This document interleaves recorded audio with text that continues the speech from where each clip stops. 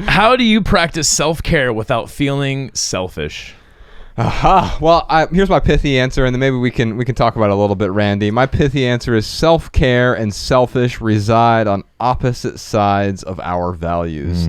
I tend to look at I look at operating in one's own self-interest, which is self-care, is different from selfish, which is operating to the detriment of other people. Yeah. How do you differentiate selfishness from self-care? Well, I Randy like K. to use the brushing your teeth metaphor. So, Never heard of this. Okay. What is it? It's where you brush your teeth. Never heard of it. Okay. Interesting. Okay. It's not on my list. This explains a lot. Have brushing teeth on this explains a lot. You only do it twice a week. Yeah. No, like, okay, brushing your teeth is Yes. something you do every day, and you benefit from it, and the people around you benefit from it, right?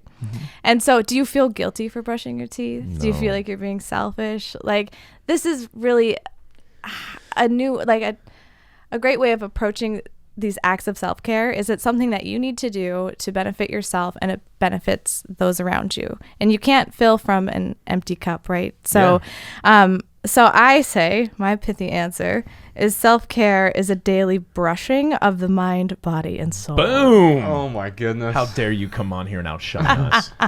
Bleep that out, show. Make her pithy answer say we could do a whole podcast about feet. Yeah. Hey, I'll own that. I will own that. Oh, man. How about you, Ryan?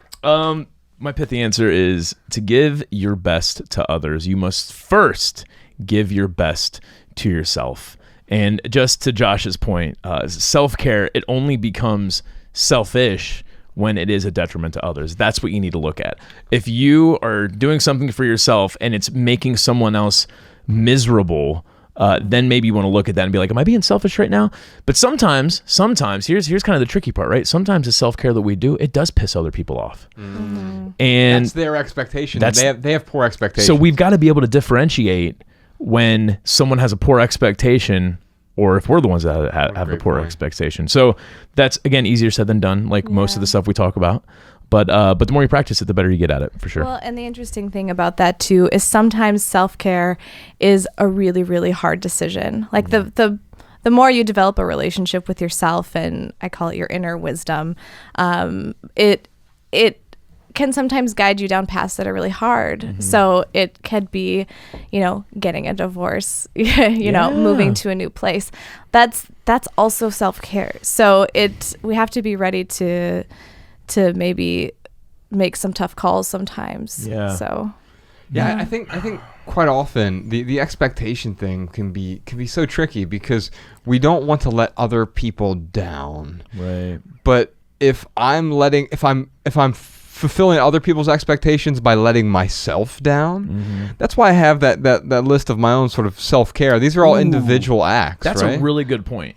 So if you are meeting people's expectations, but it's letting yourself down, like that's a problem. Right. And in a weird way, that's an involuted kind of selfishness when we're operating only on the behalf of others. Dude, I was trying to come up with a pithy answer, something similar to that, because it's selfish to not take care of yourself in a way. I think that's what you're trying to say. Yeah. In a weird way, it's pacifying others by forsaking the things that are most important to you. Right. And it's easy to do that because we get this little dopamine rush when we please other people, and we all are people pleasers to a certain extent.